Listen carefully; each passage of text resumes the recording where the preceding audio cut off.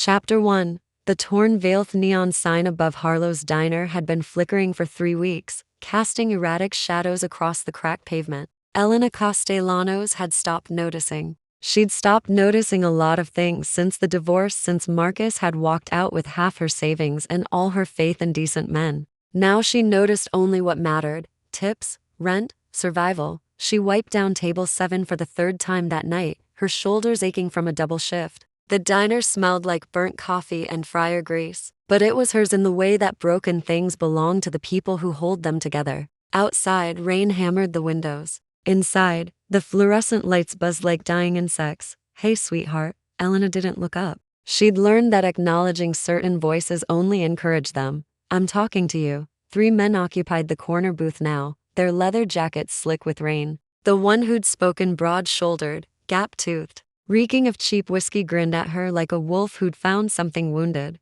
"We'd like some service over here." His friends laughed. A sound like gravel in a disposal. Elena set down her cleaning rag and pulled out her order pad, keeping her expression carefully neutral. "What can I get you? How about a smile?" Gap-Tooth leaned back, spreading his arms across the cracked vinyl. "Something pretty to go with our coffee." She'd heard worse. She'd survived worse. 3 coffees. "Anything else?" The man's grin sharpened. His hand shot out and caught her wrist, not hard enough to bruise, but firm enough to trap. "I said smile." Elena's pulse jumped. The diner was empty except for old Mr. Chen reading his newspaper in the front booth, and he was half deaf on good days. The cook had gone out back for a smoke. No one was coming. "Let go." Her voice stayed level through sheer force of will. "Make me." She tried to pull back. His grip tightened. His friends were laughing now, egging him on, and Elena felt something cold settle in her stomach, not quite fear, but the exhausted recognition of it. This was how nights went bad. This was how women got hurt. In diners with flickering lights and no witnesses. The door chimed. Gap-Tooth's attention flickered toward the entrance, just for a second. Elena used that second to wrench her arm free, stumbling back against the counter. Her shoulder hit the coffee pot. It wobbled but didn't fall. The man who'd entered stood in the doorway like he'd been carved from shadow and ice. He was tall, well over 6 feet, with the kind of still, perfect posture that suggested either military training or something older. His suit was charcoal gray, impeccably tailored, and somehow bone-dry despite the downpour outside. Dark hair swept back from a face that could have been 30 or 300, sharp cheekbones, a mouth that had forgotten how to smile, and eyes the color of smoke before a fire starts. Those eyes found Elena first, held her. Something flickered in them: recognition? Concern? It passed too quickly to name. Then his gaze shifted to Gap-Tooth. The temperature in the diner dropped. "Gentlemen," his voice was quiet, cultured, with an accent Elena couldn't place. "British?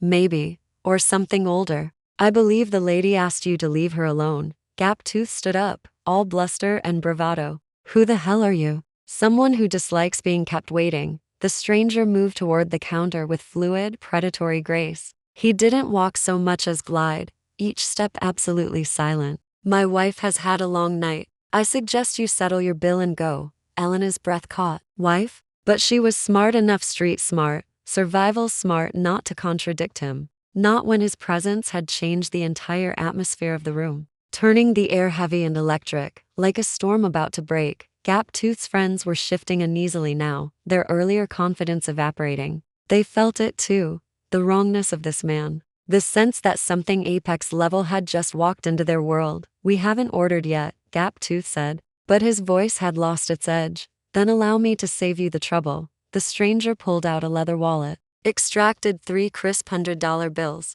and laid them on the counter without looking away from the men. "For your inconvenience, leave, now." "Listen, buddy." The stranger moved. Elena didn't see him cross the distance. One moment he was by the counter. The next he stood inches from Gap-Tooth, close enough that the bigger man had to tilt his head back to meet those smoke-gray eyes. "I wasn't asking." The stranger's voice remained perfectly soft, perfectly polite, but something in it made Elena's hindbrain scream run. "You put your hands on her. You frightened her." "That displeases me enormously. So I'm giving you a chance. I rarely extend. Walk out that door and forget this place exists." Gap-Tooth's face had gone white. Sweat beaded on his forehead despite the cold. His friends were already edging toward the exit, their bravado completely shattered. Or Gaptooth managed. The stranger smiled. It was the most terrifying thing Elena had ever seen, all sharp edges and ancient hunger and something that whispered predator in a language older than words. Or I'll show you why you should fear the dark. They ran, actually ran, stumbling over each other in their haste to reach the door. It slammed behind them hard enough to rattle the windows. Through the rain-streaked glass, Elena watched them sprint toward their truck and peel out of the parking lot with screeching tires. Silence crashed back into the diner. The stranger stood utterly still for a long moment, his back to her. Then his shoulders rose and fell with what might have been a sigh. When he turned, the terrifying otherness had been carefully tucked away behind a mask of civilization. Forgive the intrusion. His voice was gentle now, carefully modulated. Are you hurt? Elena realized she was gripping the counter hard enough to make her knuckles white. She forced herself to release it, to breathe. I'm fine, thank you. You didn't have to. Yes, he interrupted quietly. I did. Their eyes met. Elena felt something shift in her chest, not quite recognition, but the ghost of it. Like meeting someone you'd known in a dream. I don't know you, she said slowly. No, something flickered across his expression. Regret? Longing? Not yet. He moved toward the door, and Elena found herself speaking before she could think better of it. Wait. He stopped, turned. Who are you? The stranger studied her for a long moment, those impossible eyes seeing far too much. When he spoke, his voice carried the weight of centuries. Someone who's been looking for you for a very long time, Elena Castellanos. He inclined his head, a gesture from another era. My name is Dorian Ashford, and whether you know it or not, you're already mine to protect. Then he was gone, dissolving into the rain-dark night like he'd never existed at all. Elena stood alone in the empty diner, her heart hammering against her ribs, and knew with absolute certainty that her quiet, wounded life had just shattered beyond all repair. Chapter 2. The threshold. Elena locked the diner doors at midnight with hands that wouldn't quite steady. Mr. Chen had left hours ago, oblivious to everything except his crossword puzzle. The cook had clocked out without noticing her distraction. Now she stood alone in the parking lot, keys digging into her palm, staring at the empty space where a stranger named Dorian Ashford had vanished into rain and shadow. You're already mine to protect. The words circled her mind like wolves. She should have been terrified, should have called the police, filed a report, done something rational. Instead, she felt the ghost of that moment when their eyes had met, the sense of falling into something vast and inevitable. She was losing her mind. Trauma did that. Marcus leaving, the bankruptcy, the endless grind of survival. It fractured people, made them see meaning in coincidence, protection in the eyes of dangerous strangers. Elena pulled her jacket tighter and headed for her car, a 15-year-old Honda, held together by duct tape and stubbornness. The rain had softened to a drizzle, turning the parking lot into a mirror of smeared neon and shadow. Her footsteps echoed too loud in the silence. She was 3 feet from her car when she saw the blood dot it streaked across the driver's side window in a long, deliberate smear, too fresh to have been there when she'd arrived for her shift. Elena's breath caught. She spun, scanning the parking lot, but saw only darkness pressing against the halogen lights. Hello? Her voice cracked slightly. Is someone there? The shadows didn't answer. She should run back inside, lock herself in the diner and call 911. But her phone was dead, had been since yesterday when she couldn't afford to pay the bill, and something told her the blood wasn't meant as a threat. It was a message, a warning. They came back. The thought sent ice through her veins. Gaptooth and his friends, angry and humiliated, waiting for revenge. Elena's keys were already in her hand. She could make it to her car, drive away, disappear into the city's arterial sprawl. She never got the chance. The attack came from behind, a hand clamping over her mouth, an arm locking around her waist, dragging her backward into the alley between the diner and the shuttered pawn shop. Elena fought on instinct, driving her elbow back, but her attacker was strong. Too strong. Stupid bitch. Gaptooth's whiskey-soaked breath made her stomach turn. Thought you could embarrass us? Thought your boyfriend could scare us off? Elena bit down hard on the hand covering her mouth. He swore and loosened his grip just enough for her to scream. The sound lasted half a second before his palm slammed back, splitting her lip against her teeth. She tasted copper and terror.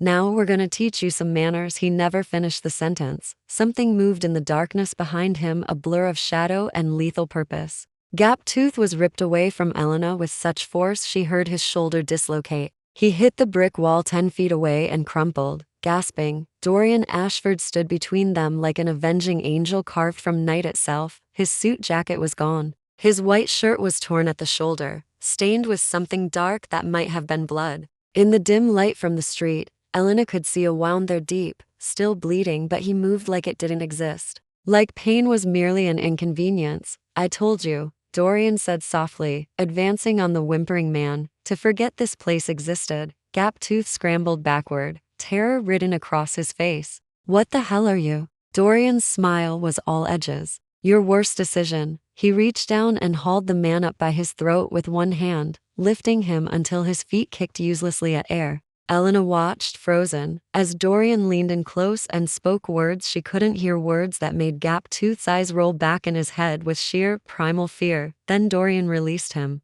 The man collapsed, scrambled to his feet, and ran without looking back. Silence rushed in to fill the vacuum of violence. Dorian stood very still, his back to Elena, shoulders heaving slightly. When he finally turned, his eyes had changed. They reflected light, wrong catching it like an animal's in the dark. Silver bright and inhuman. You're hurt. His voice had roughened, lost some of its careful polish. Elena touched her split lip and her fingers came away red. So are you. He glanced at his shoulder as if noticing the wound for the first time. This is nothing. That's not nothing. You're bleeding. She took a step toward him, then stopped when his entire body went rigid. What? Don't. The word came out strangled. Don't come closer. Elena had spent 2 years married to a man who'd used fear to control her. She knew the difference between danger and control. This wasn't control. This was restraint stretched to breaking. You saved me twice tonight, she said quietly. I'm not afraid of you. You should be. Dorian's hands curled into fists at his sides. Elena, I need you to get in your car and drive away. Now. Before what? His eyes met hers, and Elena saw hunger there, vast and ancient and barely contained. Before I do something we'll both regret. She should have listened. Every survival instinct screamed at her to run. But Elena had learned something in the wreckage of her marriage. Safety was an illusion. The only thing that mattered was choosing which dangers you faced on your own terms. Where do you live? She asked. Dorian blinked, clearly thrown. What?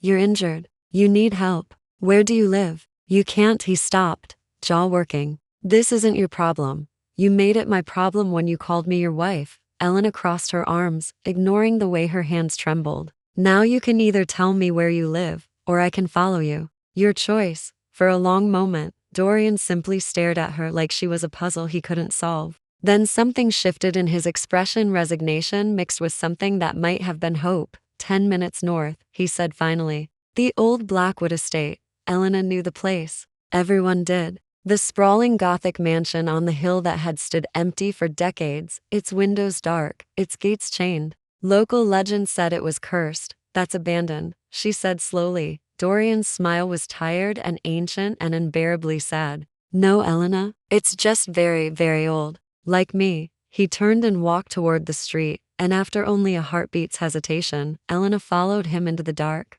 Chapter 3. The ancient Husethi Blackwood estate rose from the hillside like a monument to forgotten centuries. Elena's Honda wheezed up the winding drive behind Dorian's sleek black car, something expensive and European that moved through the rain like liquid shadow. Her headlights caught glimpses of wrought iron gates that opened at his approach without anyone touching them. Gardens gone wild with roses that bloomed impossibly in December. Stone gargoyles perched along the roofline with eyes that seemed to follow her progress. She should turn around, drive back down the hill to her cramped studio apartment, with its leaking faucet and neighbors who fought at a M. This was insanity following. A stranger who moved too fast and smiled too sharp into a mansion that local teenagers swore was haunted. But Elena had seen the wound in his shoulder, had watched him bleed to protect her. And beneath the fear, beneath the rational voice screaming warnings, she felt that same inexplicable pull, the sense that walking through those doors would change everything. Maybe I want everything to change. Dorian was already out of his car when she parked, standing motionless in the rain, waiting. His shirt clung to him, soaked through, and Elena could see the dark stain spreading from his shoulder. The wound was still bleeding. Last chance, he said quietly as she approached. Walk away, Elena. Forget you ever met me. You know I won't. She met his eyes. So stop asking.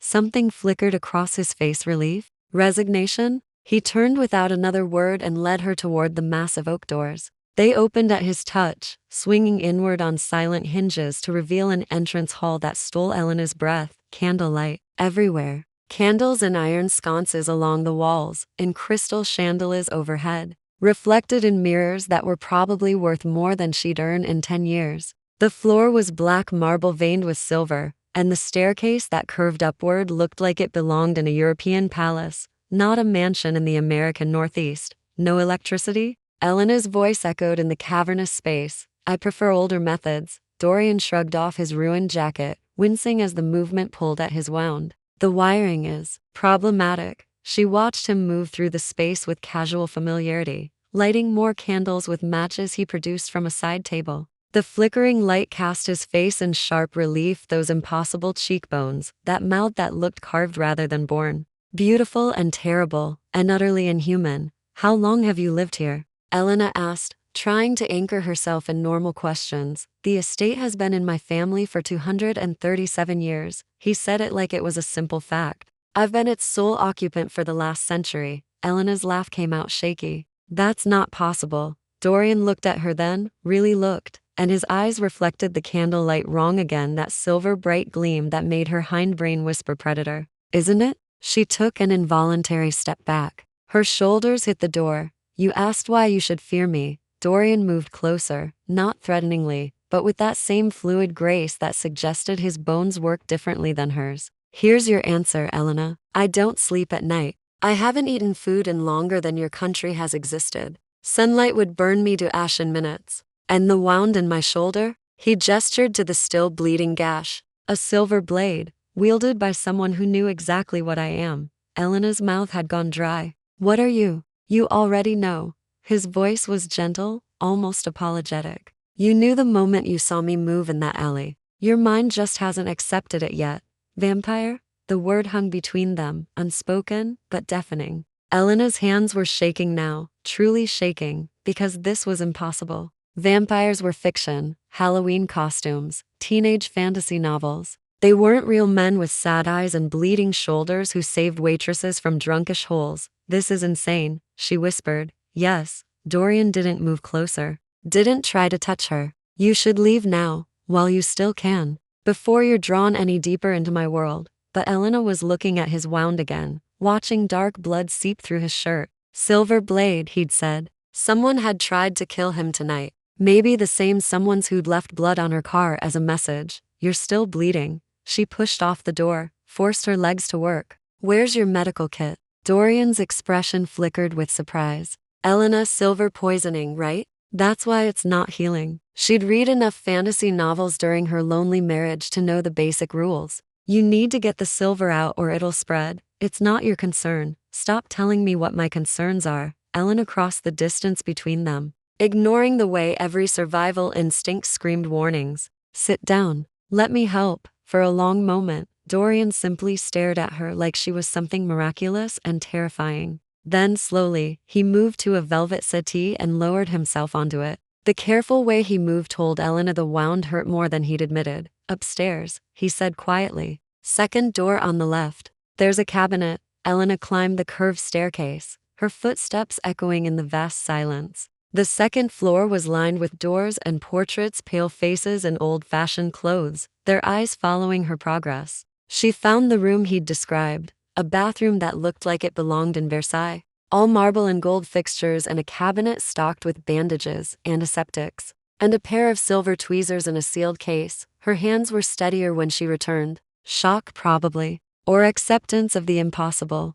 Dorian had removed his shirt. Elena's breath caught not at the wound, though that was terrible enough, but at the scars. His torso was a roadmap of violence, pale lines across his ribs, a starburst over his heart, marks that spoke of centuries of surviving what should have killed him. You've been hurt before, she said softly, kneeling beside the settee. Many times. His voice was distant. Occupational hazard of immortality. You make enemies. Elena opened the antiseptic. The men tonight? They weren't just thugs, were they? No, Dorian's jaw tightened as she began cleaning the wound. They were scouts, testing my defenses. looking for weaknesses, and they found me, yes." The word hung heavy between them. Elena extracted the tweezers, her hands remarkably steady now. "So you calling me your wife, that wasn't just to scare them off, it was a claim." Dorian's eyes met hers, smoke gray and ancient and utterly serious. "In my world there are rules, laws older than your civilization.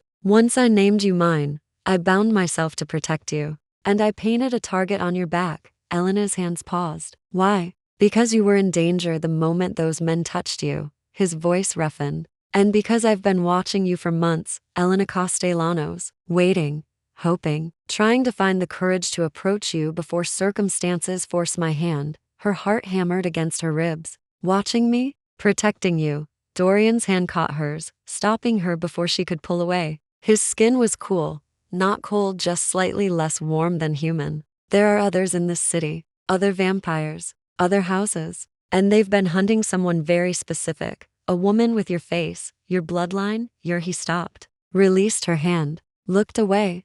"My what?" Elena demanded. When Dorian met her eyes again, she saw something that looked like grief. "Your soul," he whispered. "You carry the soul of someone I loved 500 years ago, someone I failed to protect, and I'll be damned twice over before I fail again." Chapter 4.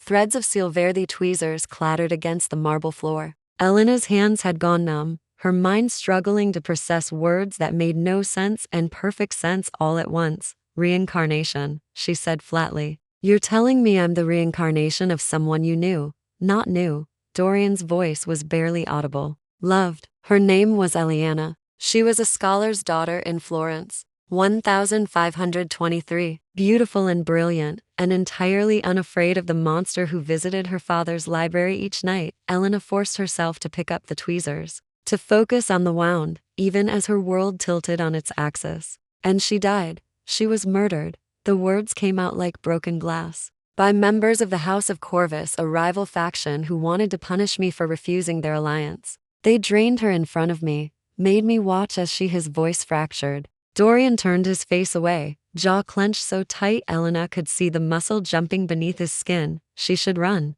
should process this impossible revelation somewhere safe and sane. Instead, she found herself reaching out, touching his unmarred shoulder with gentle fingers. "I'm sorry," she whispered. Dorian's laugh was bitter. "You're apologizing to me? Elena, I just told you that you're in danger because of something that happened 5 centuries before you were born. Because I was arrogant enough to think I could love a mortal without consequences, and you think I'm her." Elena kept her voice steady, clinical, as she returned to cleaning his wound. The flesh around it had turned an ugly gray-black where the silver had spread. "That's why you've been watching me. I thought you might be." He looked at her then, those ancient eyes full of pain. "Souls reincarnate in my world, it's rare, but documented. The same essence, returning across centuries. I've searched for her in every generation, in every city I've haunted. And 3 months ago, I saw you through the diner window, and I knew." The tweezers found the first fragment of silver buried deep in his flesh.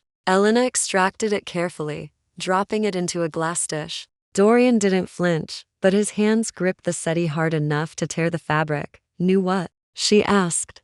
"That you had her soul, her fire. The same defiance in your eyes when that drunk grabbed you." Elena looked at her killers exactly that way. His voice went soft. "But you're not her, Elena. You have your own life, your own pain, your own right to choose." Elena found the second silver fragment, then the third. Each time, Dorian's supernatural flesh tried to heal around the metal, and each time, she had to dig deeper. The intimacy of it kneeling beside him, her hands inside his wound. His blood on her fingers felt more profound than anything she'd shared with Marcus in 2 years of marriage. "These other vampires," she said, focusing on practical questions because the metaphysical ones were too vast. "The House of Corvus. They're still hunting her? Hunting me? They're hunting leverage against me." Dorian's hand caught hers as she reached for the 4th fragment. His fingers were gentle but immovable. "I need you to understand something. In vampire society, we live by ancient codes. Blood oaths, house alliances, the laws of claiming and protection. When I called you my wife tonight, I invoked the oldest law, the right of consort." Elena's pulse jumped. "Meaning?" "Meaning any vampire who harms you declares war on my entire bloodline. It should protect you." His thumb brushed across her knuckles, a gesture so tender it made her chest ache. But House Corvus has been trying to destroy me for centuries. They see you as the perfect weapon, kill you, break me, claim my territory when I'm consumed by grief. That's insane. That's immortality. Dorian released her hand. We have too much time, Elena. Too many years to nurse grudges, plan vengeance, wait for the perfect moment to strike. Your human wars last years. Ours span millennia. Elena found the last silver fragment and pulled it free. The wound immediately began to close, flesh knitting together with supernatural speed. Within seconds, only a pale scar remained, and even that was fading. You heal fast, she observed. Now that the silver is gone, yes. Dorian flexed his shoulder experimentally. Thank you. You didn't have to help me. Yes, I did. Elena met his eyes. You saved my life twice tonight. This is the least I could do. They were close now, close enough that she could see the inhuman perfection of his features, skin to flawless, eyes to bright, the subtle wrongness that marked him as other. But beneath that, she saw exhaustion, loneliness, the weight of centuries carried in the slope of his shoulders. What was she like? Elena asked softly. Elena. Dorian's expression shifted, memory softening the hard lines of his face. Curious, stubborn, she asked me 1,000 questions about immortality, about vampire lore, about whether we truly had souls. He smiled, and for the first time it reached his eyes. She believed we did. Said she could see mine when I talked about the poetry I'd read in Constantinople, the music I'd heard in Vienna. Did you turn her? Offer her immortality? I tried.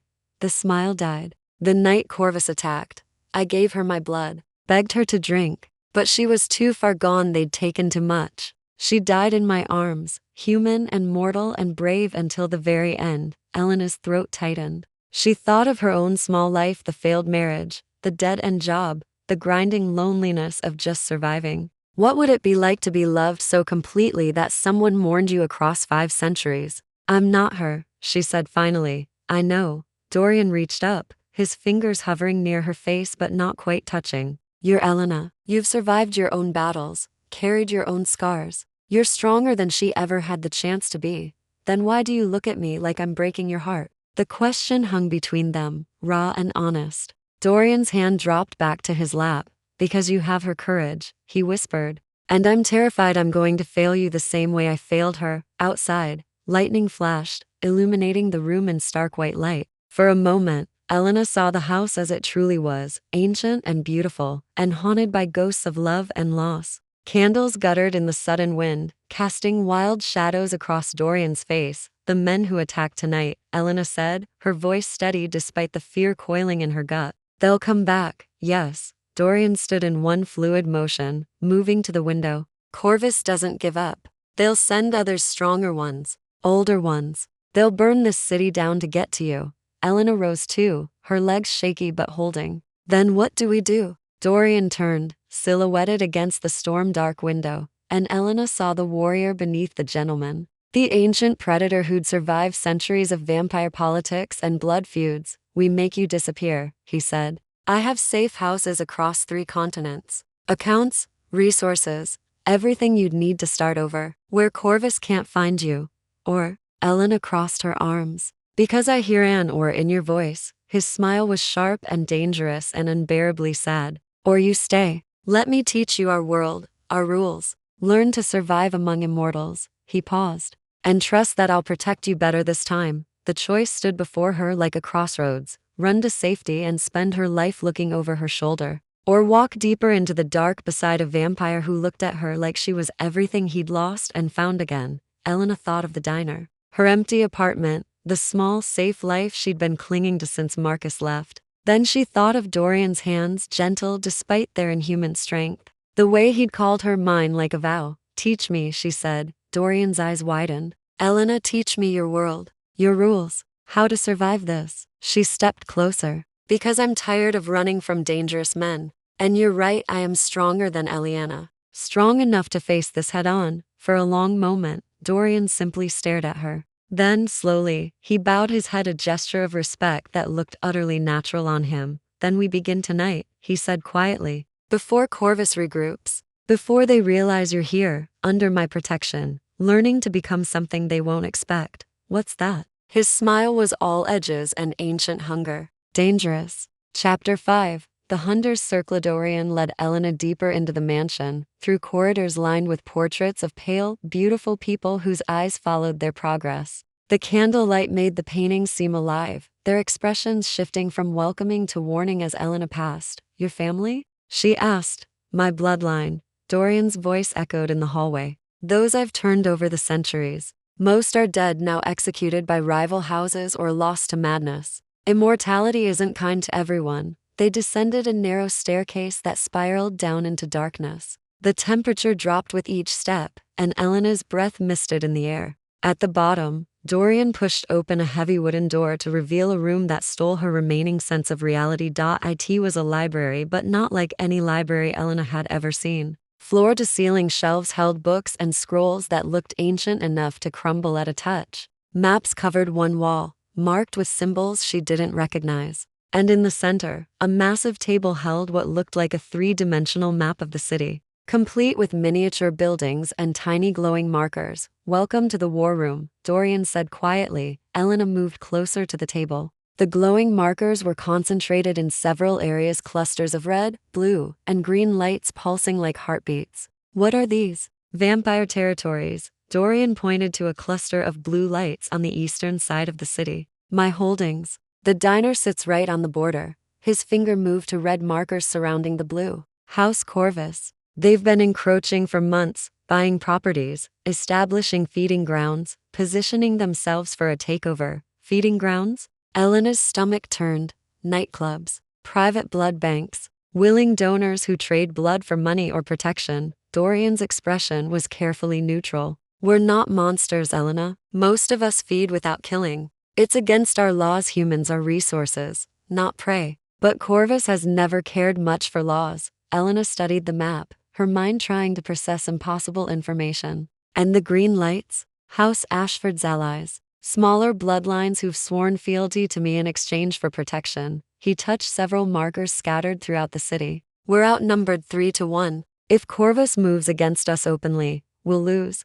"Then why haven't they already attacked?" "Because I have something they want." Dorian's eyes met hers. "You." Before Elena could respond, a sound echoed through the mansion above them, the distinctive crash of breaking glass. Dorian's entire body went rigid, his head tilting as he listened to something she couldn't hear. "They're here," he said, his voice deadly calm. "Stay behind me." He moved toward the door with that inhuman speed, but Elena grabbed his arm. "How many?" "5, maybe 6. Dorian's hand covered hers, his touch gentle despite the tension in his frame. "They're testing our defenses, seeing how far they can push before I retaliate."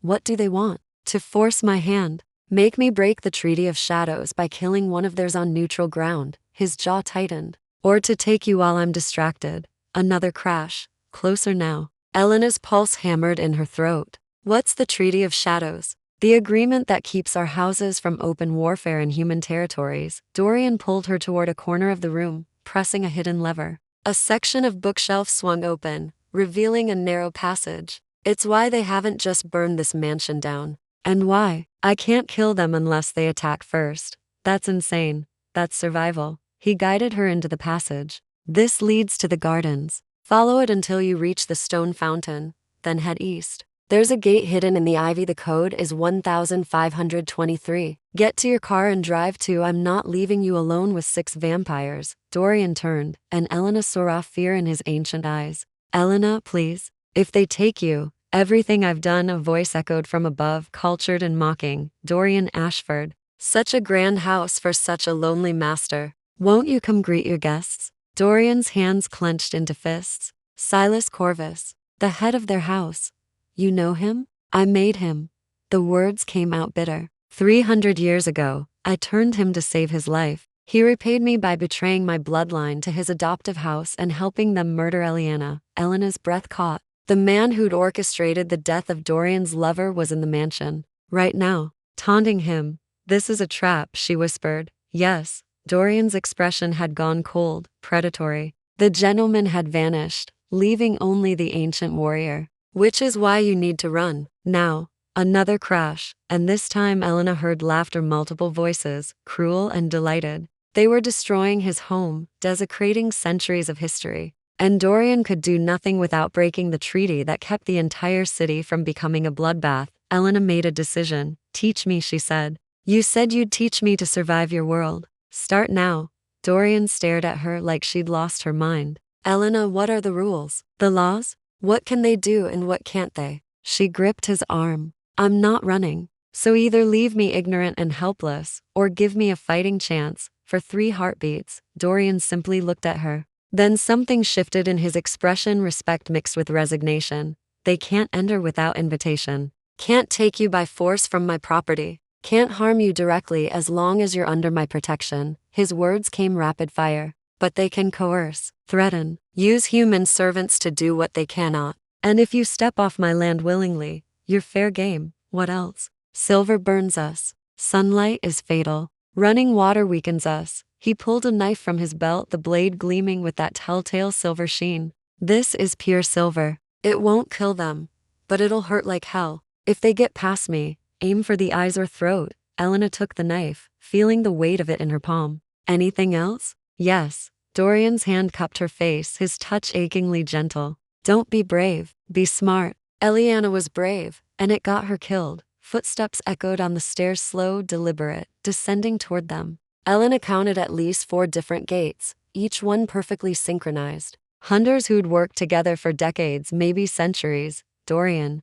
House Corvus's voice drifted down like poisoned honey. I can smell her from here. That delicious mortal scent. Is it true? Have you finally found your precious Elena reborn? Dorian positioned himself between Elena and the doorway, his body a shield. Leave, Silas. You've made your point. You can enter my territory, destroy my property, mock me in my own home. But you cannot have her, can I? Silas appeared in the doorway, a tall, elegant man with silver hair and eyes like chips of black ice. 4 others flanked him, all beautiful, all deadly. The treaty says I cannot take her by force, but it says nothing about persuasion. He smiled, and Elena saw fangs longer and sharper than she'd imagined, designed to tear and rend. The other vampires spread out, circling like wolves, and Elena realized with cold clarity that they'd been in position for this all along. The crashes, the destruction, all misdirection while they surrounded the war room. Hello, my dear, Silas said, his eyes fixing on Elena with predatory interest.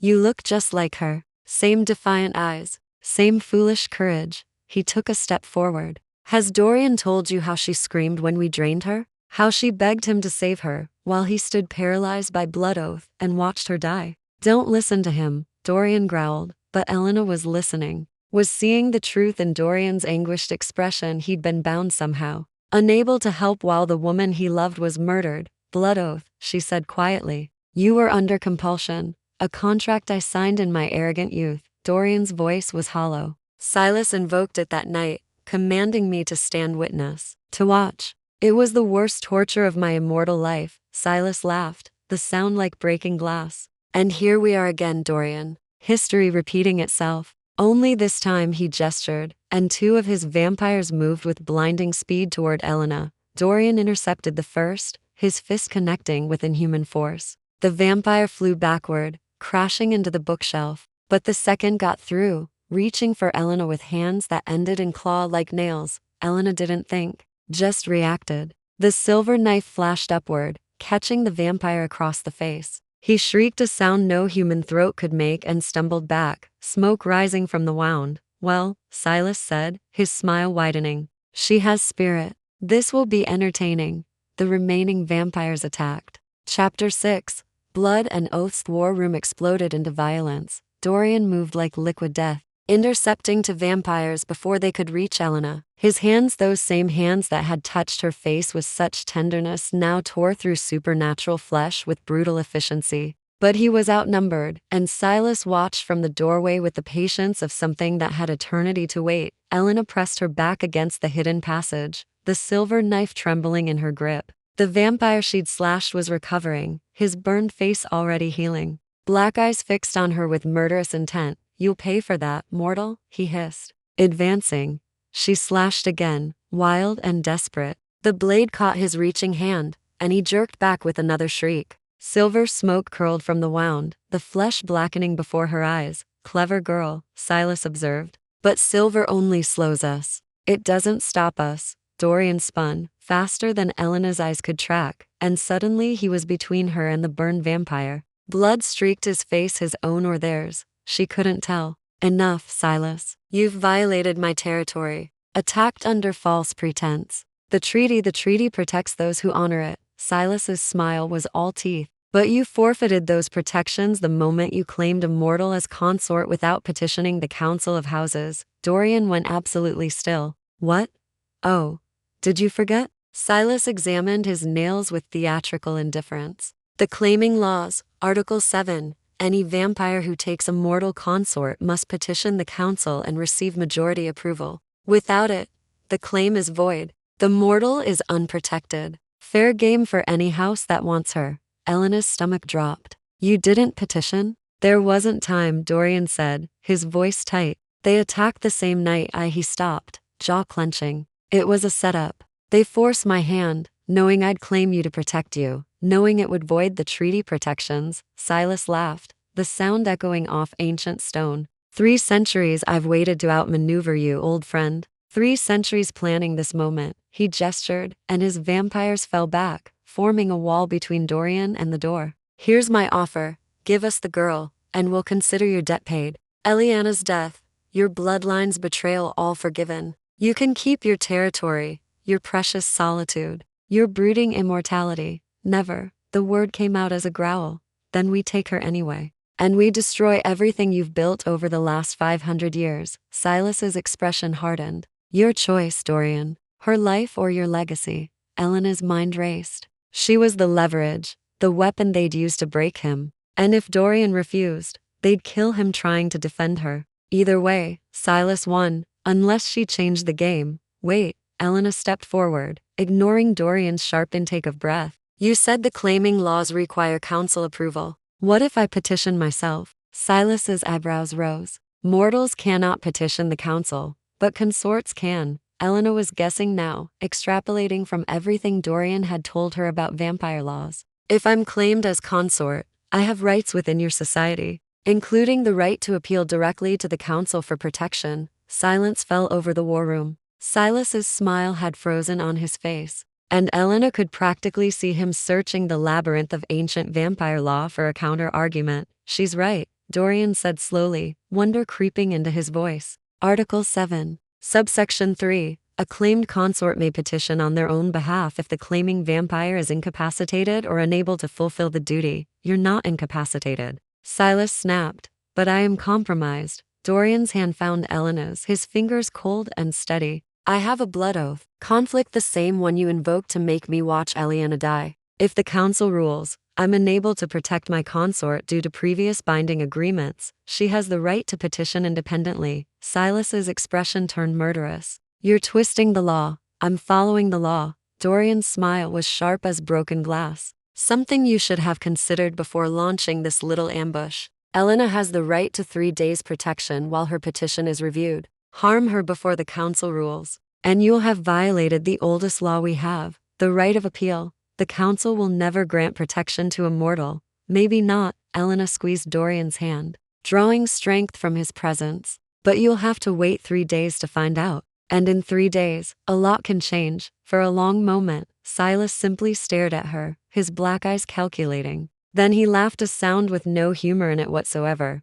Oh, she really is like Elena. Same cleverness, same defiance. He gestured to his vampires. Very well, 3 days. But know this, girl, the council meets in the Obsidian Hall, beneath the old cathedral. It's neutral ground, which means Dorian can't protect you there. You'll stand alone before 13 of the oldest vampires in North America and convince them that your mortal life is worth the political upheaval of overturning my challenge. I'll be there, Elena said, her voice steadier than she felt. Silas moved toward the door, his vampires falling into formation behind him. At the threshold, he paused. Dorian, old friend, when this is over, when the council denies her petition and gives her to me, I'm going to drain her slowly. Make you watch. Just like last time. And this time, there won't be any loopholes to save you. Then they were gone, flowing up the stairs like shadows, leaving destruction and the scent of burnt silver in their wake. Dorian sagged against the table, his supernatural strength finally giving out. Elena caught his arm, studying him, and realized he was shaking. "You're brilliant," he whispered. "Absolutely brilliant and completely insane. I learned from the best." Elena looked at the silver knife still clutched in her other hand, her knuckles white. "Will it work? The petition?" "I don't know." Dorian straightened, his eyes meeting hers. "The council is ancient, traditional, and deeply conservative. They don't grant consort rights to mortals lightly. You'll need to prove you understand our world, our laws, our ways. That you're not just some human I'm infatuated with. Then teach me." Elena set the knife down, her hands finally steadying. "You said we'd begin tonight. We have 3 days. Make them count." Dorian studied her face, searching for something. "Elena, you need to understand what you're asking. To petition the council, you'll have to enter their world fully. Learn our customs, our hierarchies, our blood rituals. And if they deny you, I know." Elena cut him off gently. "Silas made that pretty clear. But I'm not running, Dorian. And I'm not letting you sacrifice yourself to protect me." "Why?" The question came out raw, vulnerable. "Why would you risk this? You barely know me. You could take the escape route, disappear to one of my safe houses, live a normal life because you've been alone for 500 years. Elena reached up, her fingers brushing his to perfect face.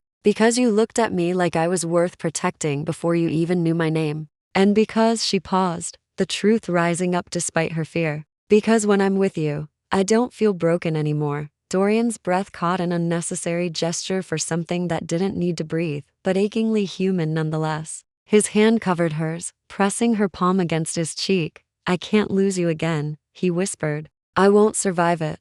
"Then don't lose me." Elena met his storm gray eyes. "Fight for me, with me. Teach me to be dangerous enough that Silas regrets ever using me as a weapon." For a long moment, they simply stood there, caught in the wreckage of an impossible night. Then Dorian nodded, something shifting in his expression, determination replacing despair. 3 days, he said. "I'll teach you everything. Vampire law, house politics, blood oaths, feeding protocols, council procedures. You'll need to memorize it all. One mistake before the council and they'll use it as evidence you're unfit for consort status. I'm a fast learner. You'll have to be." Dorian released her hand, moving to the table where the city map still glowed. "But first, you need to understand exactly what you're walking into. The council isn't just 13 vampires. They're the oldest of our kind, some over 1,000 years old. They remember empires we've forgotten. They've seen civilizations rise and fall." He looked at her, his expression grave.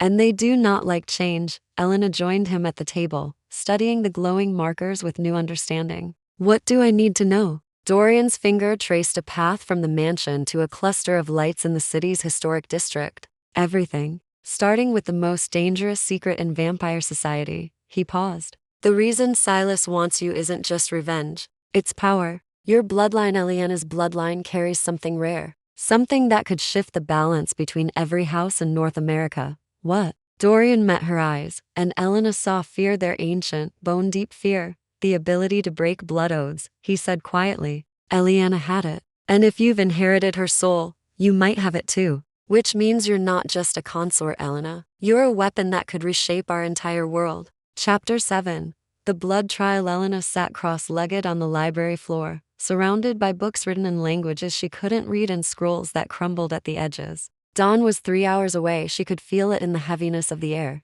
The way Dorian's movements had become slightly more deliberate as his supernatural energy waned toward day sleep. "Again," Dorian said, his voice patient despite the repetition. "Recite the hierarchy of houses." Elena closed her eyes, pulling up the information she'd been cramming into her exhausted brain. 13 council seats. 5 ancient houses with permanent positions: Ashford, Corvus, Nightshade, Vermilion, and Thorn. 8 rotating seats held by regional houses, elected every century. Current council. Glass shattered upstairs. Elena's eyes snapped open. Dorian was already moving, his body coiled with tension. "Stay here," he commanded. "Not a chance." Elena grabbed the silver knife from the table, her heart hammering. "You said they had 3 days. I said the council law gave you 3 days. Dorian's expression was grim. "I never said Silas would honor it." They moved through the mansion together, Dorian leading with that preternatural silence, while Elena tried to keep her footsteps quiet on the ancient floors. The sounds of destruction grew louder, systematic, purposeful. Not the random vandalism of the earlier attack, They were searching for something. Dorian stopped at the entrance to his study, one hand raised in warning. Through the partially open door, Elena could see 3 figures tearing through cabinets, scattering papers, their movements inhumanly fast and efficient. Not Corvus vampires, Dorian whispered. The scent is wrong. These are, he inhaled sharply. Nightshade House. I thought you said there were rules. Neutral ground. There are. Which means Silas made a deal. Dorian's jaw clenched. Promise them something valuable enough to risk council censure. The question is what. One of the vampires looked up, their eyes meeting Dorian's across the distance. A smile spread across their face. Female, Elena realized, with silver white hair and eyes like frozen mercury. Dorian Ashford. Her voice was melodic, ancient. How fortuitous. We were hoping to avoid a confrontation. Then you shouldn't have broken into my home, Lyanna. Dorian stepped into the doorway, positioning himself between Elena and the intruders. Nightshade has no quarrel with my house. Why are you here? Lyanna gestured to her companions, to male vampires who'd stopped their searching to flank her. Silas Corvus made us an offer. Access to your archives in exchange for a simple task. Taking Elena, retrieving her. Lyanna's smile didn't waver. There's a difference. We're not here to harm the girl, merely to ensure she doesn't make it to the council hearing. Elena stepped forward despite Dorian's warning growl. On what grounds? Lyanna's mercury eyes fixed on her with unsettling intensity. You're an unvetted mortal with access to House Ashford's private records, blood oath documentation, and strategic intelligence. That makes you a security risk. Nightshade law allows preemptive custody of such risks pending council review. That's a twisted interpretation, Dorian snarled, but not an illegal one. Lyanna moved closer, her vampires mirroring her advance. Come peacefully, girl. We'll keep you comfortable until the council rules. You'll be treated well as a prisoner. Elena interrupted. As a guest under protective custody. Lyanna's expression remained pleasant, but her voice hardened. The alternative is we take you by force, and Dorian tries to stop us, violating his own petition by engaging in unsanctioned combat. Either way, you don't make it to that hearing.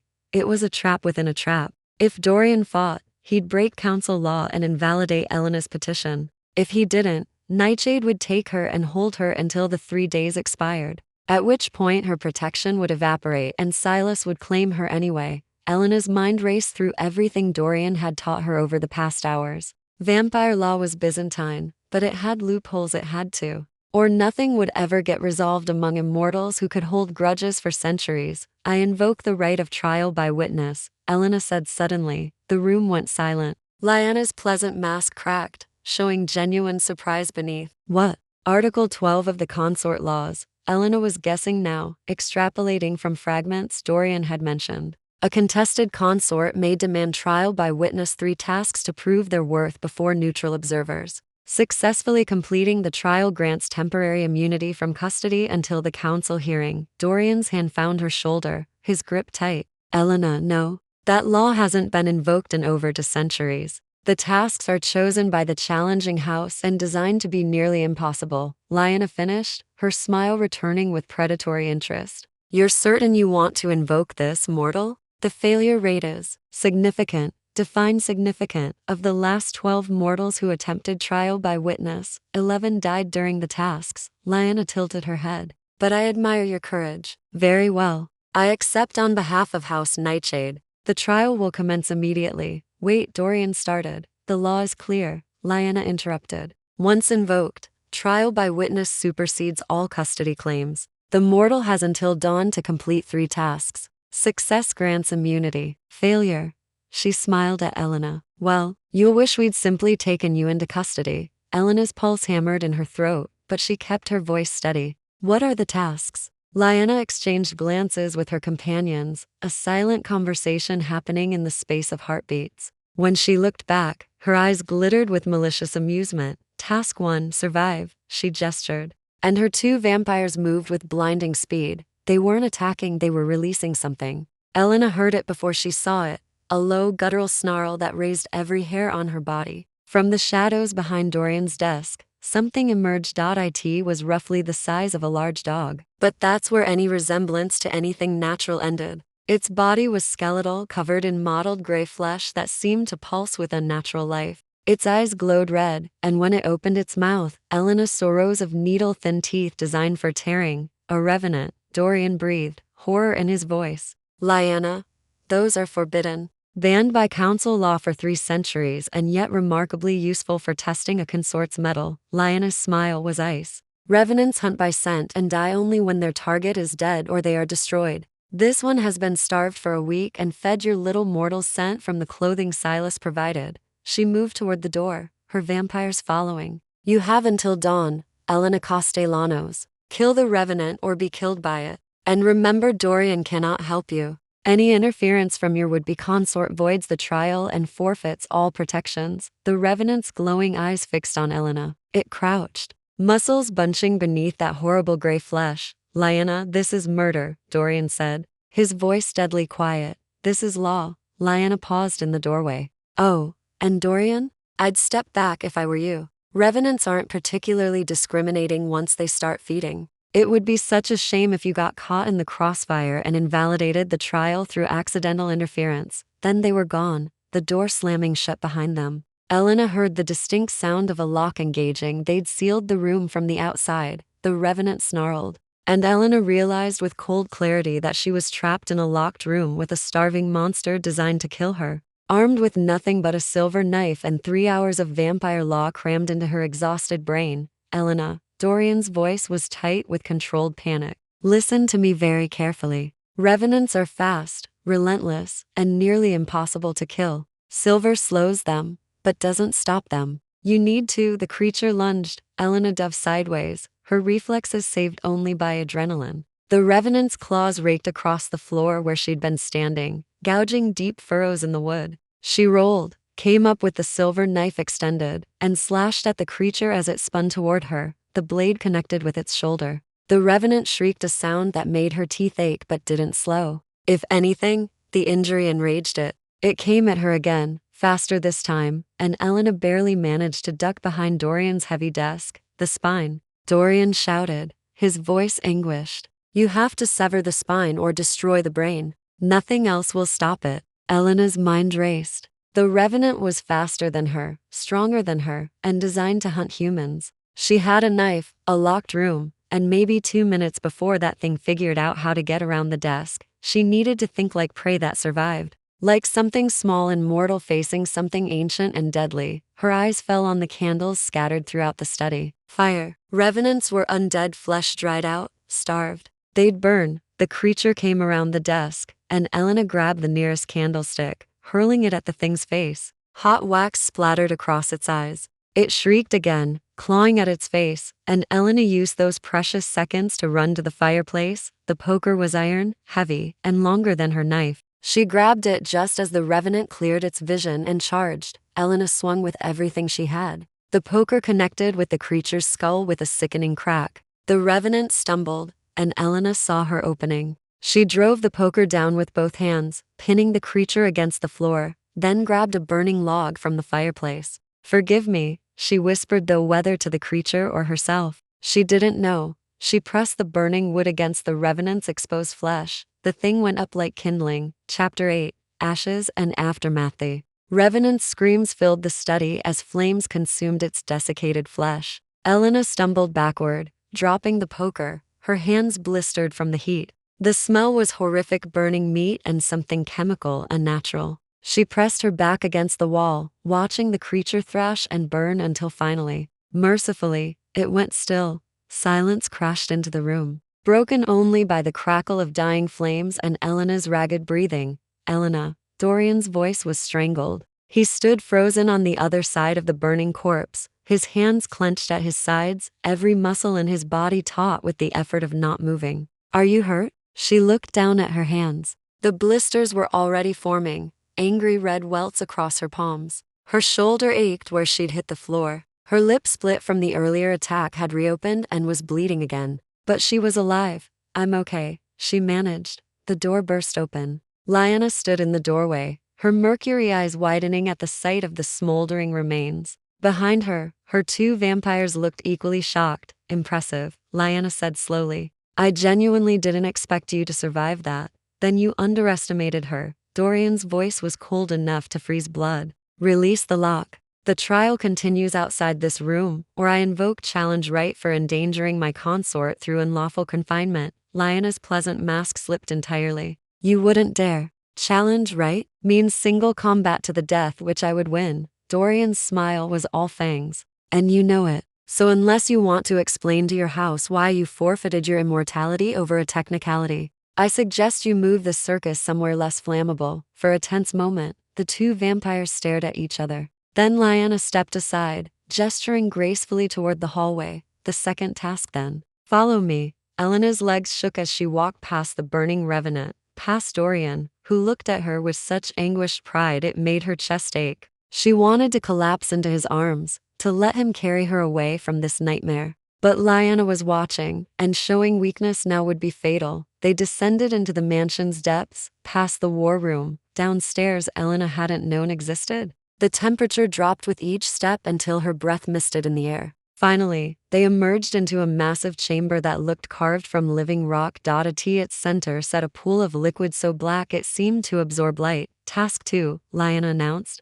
The Pool of Remembrance. It contains the collected memories of every vampire who's ever sworn fealty to House Ashford. 500 years of blood oaths, secrets, and binding agreements. She gestured to the pool. Somewhere in those memories is the specific blood oath that bound Dorian when Elena died. Find it, retrieve it, prove you understand the depths of what you're claiming to be part of. Elena stared at the pool. How?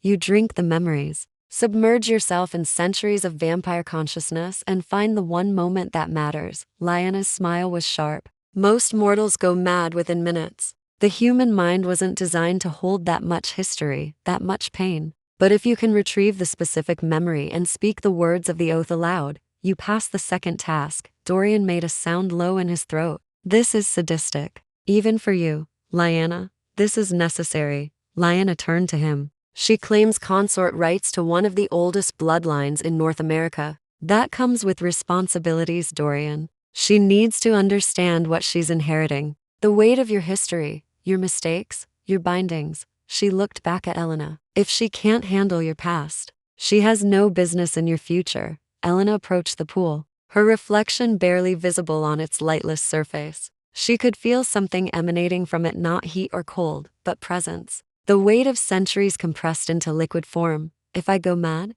She asked quietly. Then you fail, and Nightshade takes custody until Silas claims you. Lyanna's voice was almost gentle. But at least you'll be too broken to suffer what comes after. Elena knelt at the pool's edge. Her burned hands throbbed. Her entire body screamed for rest. But she thought of Dorian, frozen by blood oath, forced to watch the woman he loved die. That binding still existed somewhere in the tangled web of vampire law, a chain that could be used against him again. If she could find it, understand it, maybe she could help break it.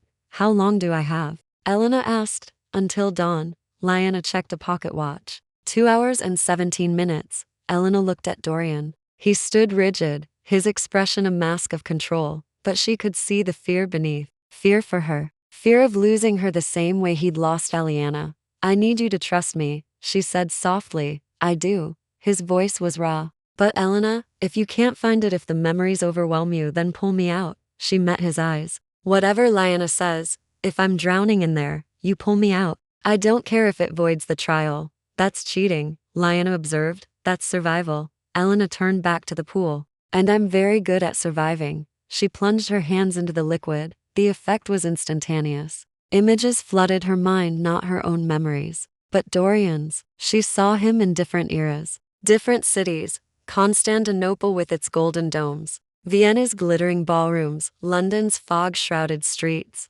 She felt his loneliness like a physical ache, the weight of watching centuries pass while everyone he cared for aged and died. Then the memories shifted, became sharper. Italy, 1523. A library filled with candlelight and the scent of old parchment. A young woman with dark hair and defiant eyes, Elena, challenging a vampire on the nature of the soul. You claim you're damned, Eliana was saying. But the damned don't weep over poetry, or debate philosophy until dawn. Whatever you are, Dorian Ashford, you have a soul. The memory fractured, reformed. A different scene. Dorian standing in a stone chamber before a vampire with silver hair, Silas, younger but no less cruel. Between them, a contract written in blood on ancient parchment, a century of service, Silas was saying, "In exchange for the secret of day walking, you'll be bound to obey any direct command I give, unable to act against my interests, or harm any under my protection." "For how long?"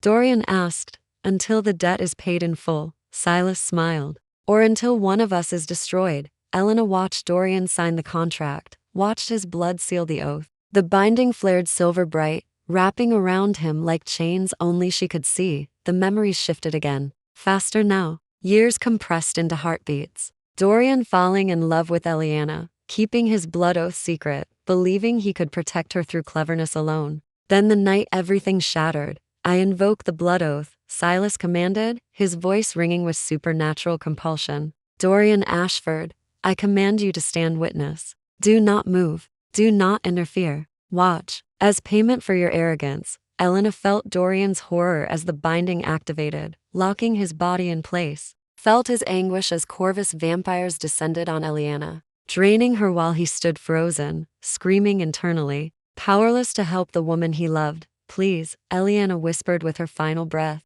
reaching for Dorian even as death claimed her. "Don't let this destroy you." But it had. Elena saw the aftermath, Dorian's rage, his grief, his systematic destruction of everyone involved except Silas, who he couldn't touch, couldn't harm, because the blood oath still bound him. The memories were drowning her now. Centuries of pain and loss and loneliness crushing down. Elena felt her sense of self beginning to fragment, her own identity dissolving into the tide of Dorian's history. No. She fought back, focusing on the oath, the specific words, the binding structure. She had to remember it, had to speak it aloud. Hands grabbed her, pulled her from the pool. Elena gasped, reality slamming back into focus. She was on the stone floor, Dorian holding her, his face inches from hers. "Breathe," he commanded. "Elena, breathe."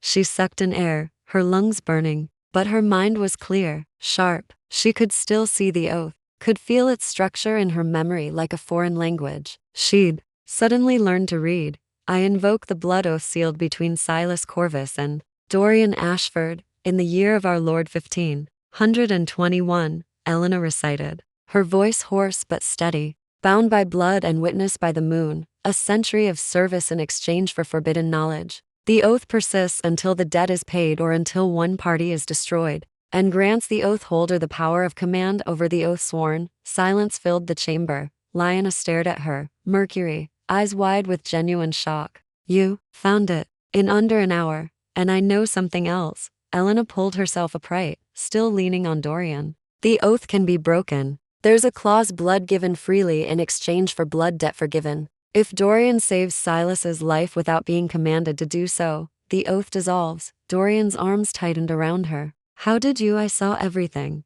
Elena met his eyes. "Every moment, every choice, every regret." She touched his face with her burned hand. "And I understand now. Why you're so afraid. Why you push me away even as you pull me closer." "Elena, one more task," Lyanna interrupted, her voice tight. "At dawn, the third trial will determine if you're truly worthy of consort status, or if everything you've endured tonight was for nothing." Chapter 9. Before the dawn, Lyanna gave them 1 hour. 1 hour before the third task. Before dawn would break and Dorian would be forced into day sleep while Elena faced whatever final trial Nightshade had devised. Lyanna and her vampires withdrew to the upper levels, leaving Elena and Dorian alone in the chamber, with the pool of remembrance still rippling from her emergence. Elena sat on the cold stone floor, her burned hands wrapped in strips of cloth Dorian had torn from his own shirt. Her body ached in places she didn't know could ache. Her mind felt too full, stretched thin by centuries of memories that weren't hers, but somehow felt more real than her own life. "You should rest," Dorian said quietly, kneeling beside her. "Can't. 1 hour isn't enough to recover." Elena flexed her fingers, wincing at the pain. "Tell me about the third task. What could be worse than fighting a revenant or drowning in 500 years of memories?" Dorian was silent for a long moment. When he spoke, his voice was heavy with something that sounded like dread. "The trial of choice. It's the oldest test for consorts, dates back to when vampires first began forming permanent bonds with mortals, and it requires the mortal to choose between their humanity and their consort." He met her eyes. "You'll be offered a way out. Safety, wealth, a new life far from vampire politics. All you have to do is walk away from me forever. Elena's chest tightened. That's it? They just ask me to leave? It's never that simple. Dorian's hand found hers, his touch gentle around her injuries. The trial is designed to exploit doubt. They'll show you everything. You're giving up sunlight, aging naturally, having children, growing old surrounded by people who aren't monsters. They'll make the choice seem obvious. And if I choose you anyway? Then you pass. You'll have proven yourself worthy of consort status. He paused. But Elena, you need to understand something. If you pass this trial, if the council grants your petition, there's no going back. You'll be bound to my world forever,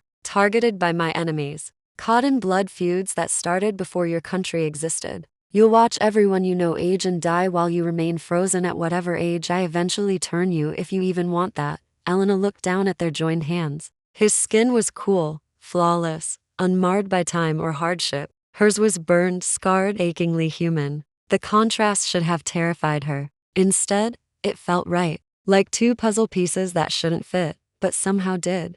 Do you want to turn me? She asked softly. Make me like you? Dorian's expression cracked, showing the raw vulnerability beneath. I want you to live, to be safe, to have choices I couldn't give Elena. He brought her hand to his lips, pressing a kiss to her knuckles so gentle it made her eyes sting. But selfishly, desperately, I want forever with you. I want to teach you the violin sonatas I learned in Prague, show you the northern lights from Iceland, watch you become something more powerful than Silas could ever imagine. Then why do you look so sad? Because I remember what it cost Elena to love me. She died young, terrified, in agony. She never got to write the books she dreamed about, travel the world she wanted to see. She gave up her future for a few months with a monster who couldn't even save her. Elena shifted closer, ignoring the protests from her battered body. I saw her memories in the pool, felt what she felt. She touched his face, making him meet her eyes. She didn't regret you, Dorian. Even at the end, even dying, she told you not to let it destroy you. That wasn't a woman who regretted her choices. She should have, maybe, but she didn't. Elena's thumb brushed across his cheekbone. And I won't either, because I'm not walking into this blind. I know what you are, what your world demands. I've killed a revenant, survived your memories, and I'm still here. You're also exhausted, injured, and facing an impossible choice in less than an hour. Dorian caught her hand, held it against his face. I need you to promise me something. What? If the trial offers you a genuine way out, if you can leave this behind and be safe, take it. His voice cracked. Don't choose me out of stubbornness or misplaced loyalty. Choose yourself, Elena. Choose the life you deserve. Elena was quiet for a moment, thinking about the life she'd had before Dorian walked into that diner. The empty apartment, the grinding poverty, the bone-deep loneliness of knowing Marcus had taken everything she'd believed about love and trust and shattered it. She'd been surviving, not living, existing in the margins of her own life. What if the life I deserve includes you? She asked. Dorian made a sound caught between a laugh and a sob. Then I'll spend eternity trying to be worthy of that choice. They sat in silence, the weight of the coming dawn pressing down on them. Elena could feel it in the air, that subtle shift that meant sunrise was approaching. Dorian would have to retreat soon, find somewhere dark and safe to sleep through the daylight hours. And she'd face the third trial alone. Tell me about the violin, Elena said suddenly. The sonatas from Prague. Dorian blinked, caught off guard. What? You said you'd teach me, so teach me now. We have an hour. Tell me about the music you learned centuries ago. Understanding dawned in his eyes. This wasn't about music. It was about hope, about believing there would be a future where he could keep that promise. There was a composer named Biber, Dorian began, his voice settling into the rhythm of storytelling. He wrote these pieces called the Mystery Sonatas, 15 of them, each one depicting a different scene from biblical history. The fifth one, The Finding in the Temple, had this passage that required retuning the violin strings mid-performance. Elena leaned against his shoulder, letting his voice wash over her. He described the music with such passion, the way the notes climbed and fell, the technical challenges, the emotion woven into every measure. She could almost hear it, candlelit concert halls, the scratch of horsehair on strings, applause from people who'd been dust for centuries. I was supposed to perform it at the imperial court, Dorian continued. But the night of the concert, there was an assassination attempt on the Archduke. Vampire politics bleeding into human affairs, as always. I had to flee Vienna before dawn. Did you ever get to play it? Only for Eliana. His voice softened. In the library, late at night, she'd sit in her father's chair and listen like every note was sacred. Sometimes she'd fall asleep mid-performance, and I'd just keep playing until dawn forced me away. Elena felt tears prick her eyes. I'd like to hear you play. I'd like that too. Dorian shifted, pulling her more securely against him. There's a Stradivarius in the music room upstairs. I haven't touched it in decades, but if we survive this, when we survive this, I'll play for you until you're sick of listening. Never going to happen. They fell quiet again, but it was a comfortable silence. Now, Elena closed her eyes, feeling the steady coolness of Dorian's body against hers. He didn't breathe the way humans did, just occasional, unnecessary breaths from habit. His heart beat once every few seconds, slow and deliberate.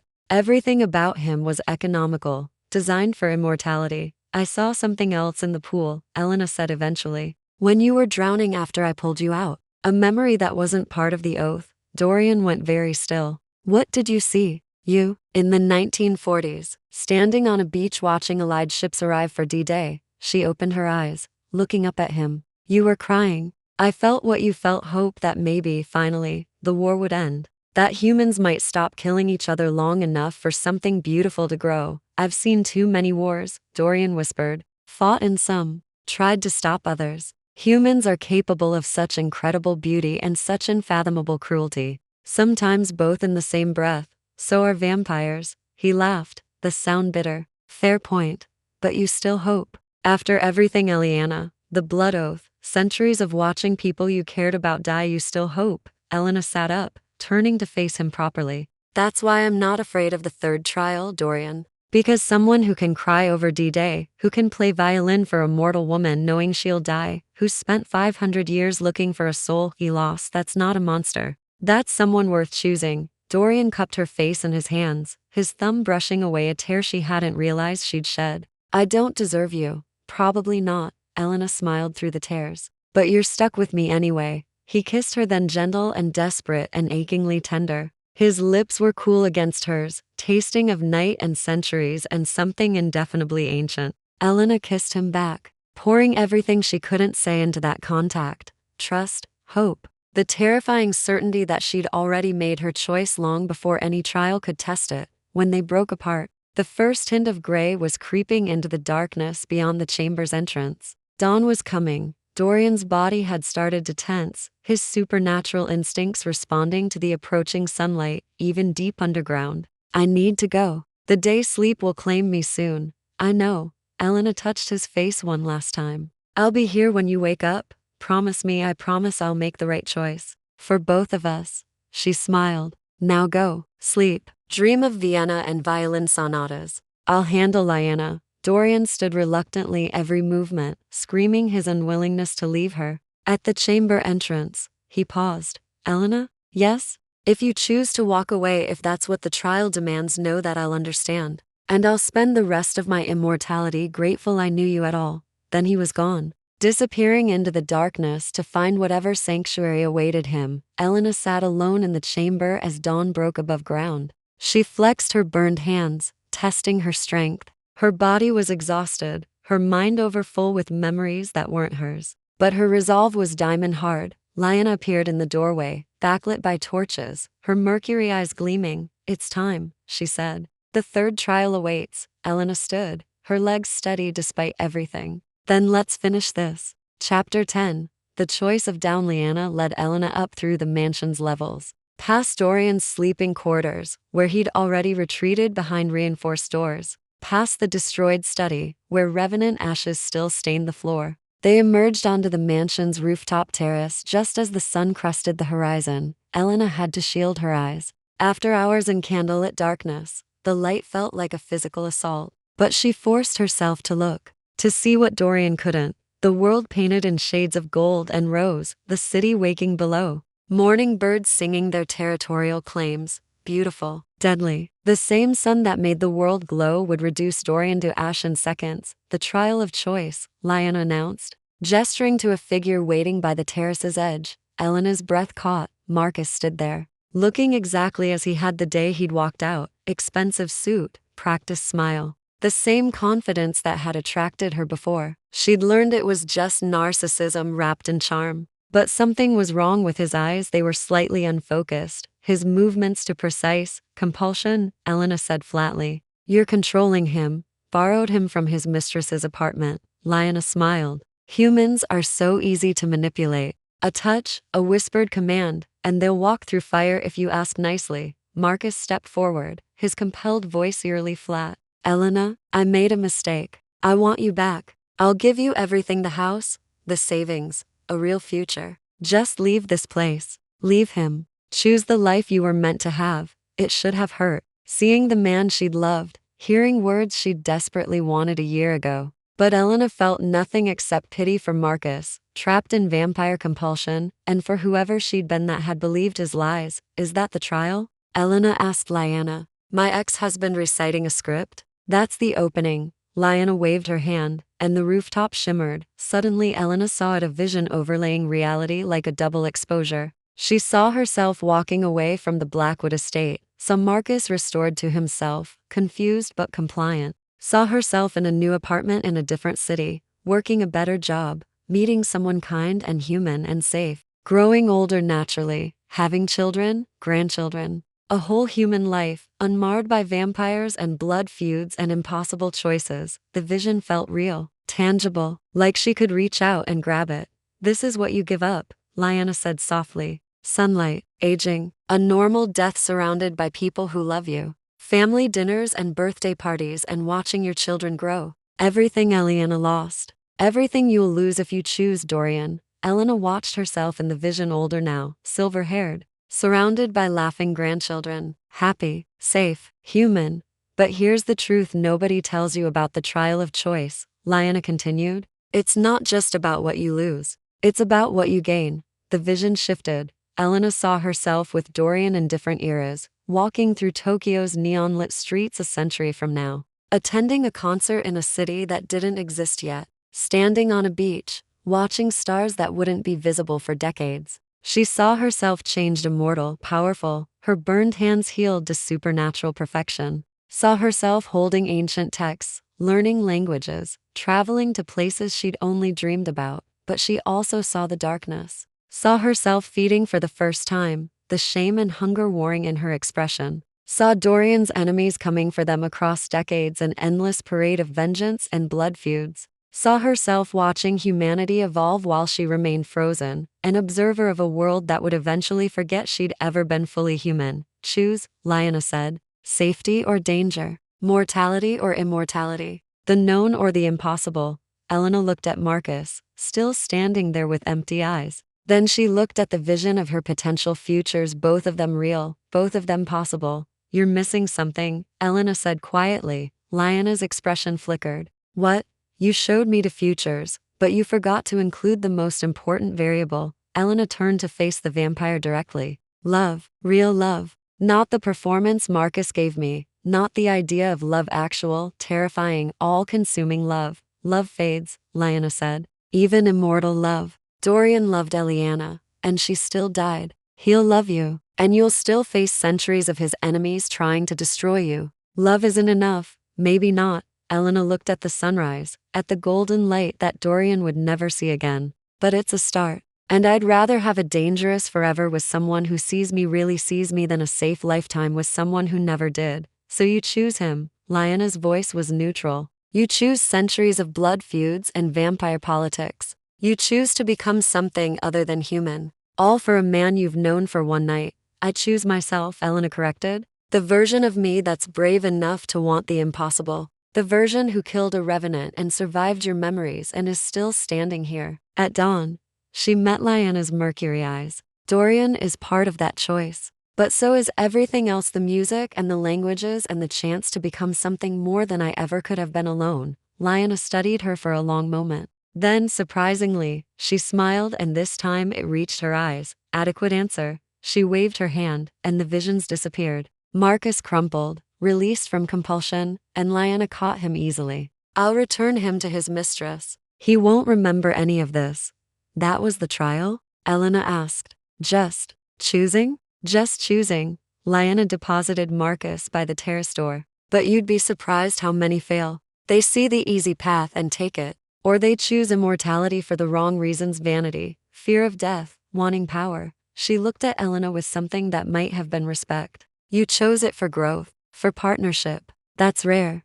Does that mean I passed? It means I'll recommend approval to the council. Lyanna moved toward the terrace stairs. But the final decision rests with them. The hearing is tomorrow at midnight. Come alone to the Obsidian Hall. Be prepared to defend your petition before 13 of the oldest vampires in North America. She paused. And Elena? Silas will be there. He'll challenge every answer you give. Make sure you're ready. Then she was gone, disappearing into shadow. Despite the full sunlight, Elena stood alone on the rooftop, exhaustion finally catching up with her. Her hands throbbed. Her body ached. She'd survived 3 impossible trials on no sleep and pure stubbornness. She should go inside, rest, prepare for tomorrow's hearing. Instead, she sat on the terrace edge and watched the sunrise, memorizing every detail. Because if Dorian turned her when he turned her, she'd never see this again. Never feel natural warmth on her skin, or watch the world wake up in golden light. It should have terrified her. This choice she'd made, this future she'd claimed. But as the sun climbed higher and the city below came fully alive, Elena felt something she hadn't felt in years: hope. Real, dangerous, impossible. Hope that maybe, just maybe, she'd found something worth becoming a monster for. A sound behind her made her turn. Dorian stood in the terrace doorway, pressed against the shadows where sunlight couldn't reach. He should have been deep in day sleep, but somehow he'd fought through it to check on her. You passed, he said, his voice rough with exhaustion and relief. I chose you, Elena corrected. There's a difference. Dorian's smile was fragile and beautiful. Come inside, Elena. Let me tend your wounds. And then he paused. Then we have one night to prepare for the council. One night to make sure you're ready to walk into that hall and prove to 13 ancient vampires that you deserve to stand beside me. Elena stood, her legs shaky but holding. Just one night? Just one night. He held out his hand across the threshold of shadow and sunlight. But I promise you, if we survive this, I'll give you forever. Elena took his hand, letting him pull her out of the light and into the darkness where he existed. His skin was cool against hers, inhuman and perfect, and she knew with absolute certainty that she'd made the right choice. Forever, she echoed. I'll hold you to that. Dorian pulled her close, his arms wrapping around her as if she were something precious he'd thought he'd lost. Then let's make sure we live long enough to collect. Above them, the sun continued its arc across a sky Elena might never see again. But in Dorian's arms, surrounded by shadows and centuries of history, she felt more alive than she'd ever been in the light. The council hearing awaited. Silas's final challenge. The choice between mortality and immortality. But for now, for one perfect moment before the real battle began, Elena let herself simply be held by someone who'd waited 500 years to find her again, and somehow, that felt like enough. The end epilogue preview. The Obsidian Hall awaits beneath the old cathedral, where 13 ancient vampires will decide if a mortal waitress is worthy of immortality or if House Corvus will finally claim his revenge. Elena must stand alone before the council and prove that love, courage, and choice matter more than bloodlines and centuries of tradition. The final battle for her soul and Dorian's future is about to begin.